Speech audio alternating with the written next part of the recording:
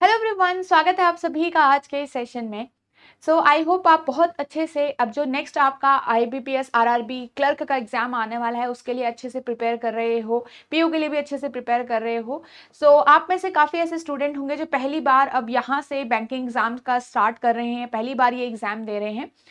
आपका ये जानना बहुत ज़रूरी है कि एग्जाम का पैटर्न क्या रहता है, कौन कौन से सब्जेक्ट एग्जाम में आते हैं, क्या टाइमिंग रहता है, कोई सेक्शनल टाइमिंग का क्या सीन रहता है, ये सारी चीज़ें आपको जाननी ज़रूरी है ताकि आप एक सही डायरेक्शन में एग्जाम की प्रिपरेशन कर पाएं और आपका ज़्यादा टाइम वेस्ट ना हो। तो आज के इस वीडियो में हम यही जानेंगे कि हमारे एग्जाम का क्या पैटर्न रहता है। जो आपके लिए बहुत ज़्यादा इंपॉर्टेंट है समझना। ओके, चलिए स्टार्ट करते हैं वीडियो। एंड वीडियो स्टार्ट करने से पहले एक और इंपॉर्टेंट इन्फॉर्मेशन, आप हमारी ई बुक डाउनलोड कर सकते हैं जो आरआरबी पीयू एंड क्लर्क के प्रीवियस ईयर क्वेश्चन से बनाया गया है। इसी ई बुक के अंदर आपको इन क्वेश्चंस के आंसर की भी जरूर मिलेगा। तो यहाँ पे जो आपका पेपर्स हैं, ठीक है, जो मेमोरी बेस्ड पेपर हैं यहाँ पे 2021 से प्रिपेयर किए गए हैं जो आप सभी स्टूडेंट्स के लिए बहुत इंपॉर्टेंट है। यहाँ से आप प्रैक्टिस करके समझ सकते हैं कि कैसे लेवल के एग्जाम में क्वेश्चंस आते हैं और क्या टाइप ऑफ यहाँ पे क्वेश्चंस एग्जाम में पूछे जाते हैं, ताकि आप बहुत अच्छे तरीके से जो टॉपिक्स हैं वो समझ पाएं और वो प्रैक्टिस कर पाएं। तो चलिए स्टार्ट करते हैं वीडियो को। हम इसमें ये समझेंगे कि क्या क्या हमारा पैटर्न रहता है। तो सबसे पहले आरआरबी क्लर्क के अंदर जब आपका यहाँ पे दो चीजें होती है, ठीक है, चलो प्रीलिम्स आपका होता है, ठीक है, और एक आपका होता है मेंस। ठीक है, एक आपका होता है प्रीलिम्स और एक आपका होता है मेंस। तो यहाँ पे से आपके ये दोनों फेज होंगे और यहाँ पे जो आपके मार्क्स जुड़ जाते हैं वो आपके मेंस के मार्क्स जुड़ते हैं, जो आपके मार्क्स जुड़ते हैं वो मेंस के जुड़ते हैं। प्रीलिम्स आपका सिर्फ क्वालिफाइंग होता है, यहाँ पे अगर आपने क्वालिफाई कर दिया तब आप मेंस के लिए शॉर्टलिस्ट होते हो। एंड देन मेंस में जो भी आपके मार्क्स आते हैं उसके हिसाब से लास्ट जो ओवरऑल कट ऑफ है वो सब डिसाइड होने के बाद आपको वहां पे फाइनल सिलेक्शन मिलता है। ठीक है, तो दो ही फेज हैं, कोई इंटरव्यू आपका नहीं है। तो बहुत अच्छी अपॉर्चुनिटी है उन सभी स्टूडेंट्स के लिए जो काफी टाइम से एक जॉब की अपॉर्चुनिटी का ट्राई कर रहे हैं। ऐसे स्टूडेंट जो हिंदी मीडियम से हैं और इंग्लिश लैंग्वेज की वजह से काफ़ी एग्जाम्स नहीं दे रहे होते हैं और उनके मन में एक डर बैठा रहता है, तो यहाँ आपके लिए बहुत अच्छी अपॉर्चुनिटी है, तो रेडी रहिए। ठीक है, अब यहाँ पे अच्छे से समझते हैं जो हमारा प्रीलिम्स वाला पार्ट है उसमें क्या क्या चीज़ें हमारे लिए इंपॉर्टेंट है। देखिए यहाँ पे अगेन, और आरआरबी क्लर्क आपका ऑफिस असिस्टेंट की ही पोस्ट होती है। ठीक है, जो आपकी नोटिफिकेशन आती है ऑफिस असिस्टेंट की ही आती है, इसको हम आरआरबी क्लर्क भी कह देते हैं। यहाँ पे आपका रीजनिंग और न्यूमेरिकल एबिलिटी, सिर्फ प्रीलिम्स में आपके ये दो ही सब्जेक्ट आएंगे, ये दो ही सेक्शन आएंगे, रीजनिंग और न्यूमेरिकल एबिलिटी। पहले यहाँ पे क्या होता था, कॉम्पोजिट टाइम होता था आपका 45 मिनट्स का, उसी 45 मिनट्स को आपको खुद के हिसाब से डिवाइड करके इन दोनों के क्वेश्चंस को अटेम्प्ट करना होता था। अब यहाँ पे क्या हो रहा है, उल्टा हो गया। अब यहाँ पे थोड़ा सा इन्होंने पिछले साल से चेंज हो गया है, सेक्शनल टाइमिंग दे दी है। तो ये सेक्शनल टाइमिंग आपकी रहती है, यहाँ पे 25 मिनट्स का आपका टाइम रहता है और यहाँ पे 20 मिनट्स का टाइम आपका न्यूमेरिकल एबिलिटी। ध्यान रखना, 25 मिनट का टाइम रीजनिंग के अंदर है और 20 मिनट्स का टाइम न्यूमेरिकल एबिलिटी के अंदर है। तो आपको इसी हिसाब से क्वेश्चंस को सॉल्व करना होता है। 40 क्वेश्चंस आपके रीजनिंग में आते हैं, 40 क्वेश्चंस आपके न्यूमेरिकल एबिलिटी में आते हैं। ये हर एक क्वेश्चन एक एक मार्क्स का है और यहाँ पे आपके टोटल 80 क्वेश्चंस एग्जाम में पूछे जाते हैं। ठीक है, तो इस 80 क्वेश्चंस के लिए आपको टोटल टाइम मिल रहा है 45 मिनट्स का। कितने का मिल रहा है, 45 मिनट्स का आपको टोटल यहाँ पे टाइम मिल रहा है, जिसमें आपकी सेक्शनल टाइमिंग भी है। ठीक है, तो ये ध्यान रखना आपको। और तो छोटे से टाइम का मतलब कब शुरू होगा टेस्ट कब खत्म होगा आपको पता भी नहीं चलेगा। अच्छे से आपको इस हर एक सेकंड का आपको बहुत अच्छे से यहाँ पे यूज करना होता है। कट ऑफ थोड़ा हाई जाती है तो उस चीज से बच के रहिएगा।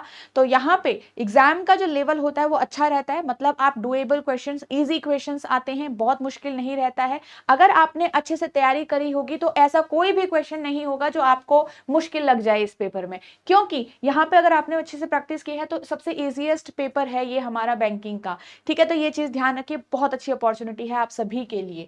ठीक है, बस यस याद रखना, cut off will be high, क्योंकि इजी है तो कट ऑफ हाई जाएगी।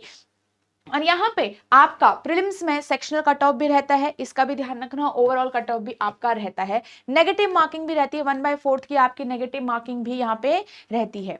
अगर हम अब मेंस का समझे तो मेंस में हमारे क्या क्या सब्जेक्ट आ जाते हैं, ये देखिए, रीजनिंग आपका आता ही है, ठीक है, न्यूमेरिकल एबिलिटी यहाँ भी है, तो 40 क्वेश्चन अगेन आपके रीजनिंग के, 40 क्वेश्चन आपके न्यूमेरिकल एबिलिटी के हैं, जनरल अवेयरनेस से भी आपके 40 क्वेश्चन हैं। अब यहाँ पे एक चेंज यह जाता है कि जैसे बाकी एग्जाम्स में इंग्लिश आता है लैंग्वेज, तो यहाँ पे हमारा हिंदी लैंग्वेज, मतलब हिंदी एक सेक्शन आपका हिंदी भी होता है। जैसे जिन स्टूडेंट्स को इंग्लिश में नहीं देना, वो कमजोर है इंग्लिश में, अगर वो हिंदी में देना चाहते हैं, हिंदी का सेक्शन खोल के देना चाहते हैं, तो हिंदी सेक्शन वो चूज वहां पे कर सकते हैं, ठीक है। यहाँ पे कंप्यूटर नॉलेज भी आपका एक एडिशनल सब्जेक्ट है, ये भी आपका आता है, ठीक है। 40 क्वेश्चंस आपके हर एक सब्जेक्ट से आ रहे हैं। कंप्यूटर नॉलेज का जो क्वेश्चन है 40 क्वेश्चंस आते हैं, बट ओनली 20 मार्क्स का है यहाँ पे, और बाकी आपके पास इंग्लिश लैंग्वेज और हिंदी लैंग्वेज का 40 मार्क्स का है, न्यूमेरिकल एबिलिटी 50 मार्क्स का है, और रीजनिंग भी आपका 50 मार्क्स का है। मतलब यहाँ पे कुछ नंबर ऑफ क्वेश्चंस के जो मार्क्स हैं वो ज्यादा हैं, right. 40 questions 50 marks, 40 questions 50 marks. बाकी सब्जेक्ट भी आप देख सकते हो, तो टोटल हमारे पास 200 क्वेश्चंस हो गए, जो हमारे टोटल 200 मार्क्स के होते हैं। तो आपके लिए आपको इसके लिए 2 आवर्स का टाइम मिल रहा है, and there is a sectional timing also. यहाँ पे आपको सेक्शनल टाइमिंग भी मिल रही है, आप देख सकते हो। 30 मिनट्स का आपका रीजनिंग के लिए है, 30 मिनट्स का आपके न्यूमेरिकल एबिलिटी के लिए टाइम दिया गया है, ओके।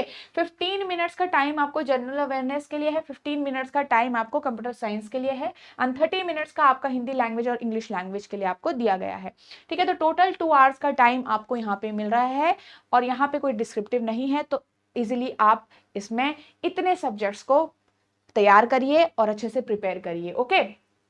तो ये आपका है पार्ट, ठीक है। यहाँ पे कोई इंटरव्यू नहीं है। इसके बाद मेंस एग्जाम, आपके जितने भी मार्क्स आए, अच्छे से ज़्यादा आपको ज़्यादा से ज़्यादा स्कोर करना है, उसी के हिसाब से आपका फाइनल सिलेक्शन होगा। एंड अगेन यहाँ पे भी आपका सेक्शनल का कट ऑफ रहेगा, ठीक है। तो इसका भी ध्यान रखना, सेक्शनल कट ऑफ यहाँ रहेगा, सेक्शनल कट ऑफ आपका यहाँ भी रहेगा, तो ये आपको ध्यान में रखना है, और इसी हिसाब से आपको प्रिपेयर भी करना है, ओके। तो द नेगेटिव मार्किंग आपके दोनों ही फेज में रहेगी, इस वाले फेज में भी नेगेटिव मार्किंग आपकी रहेगी, ओके। सो चलिए, आई होप आपको यहाँ से सारी चीजें समझ में आ गई होगी, और अब यहाँ पे इंफॉर्मेशन आपको मिल चुकी है, और इसके बाद अब आपको क्या करना है, अच्छे से प्रिपेयर करना है।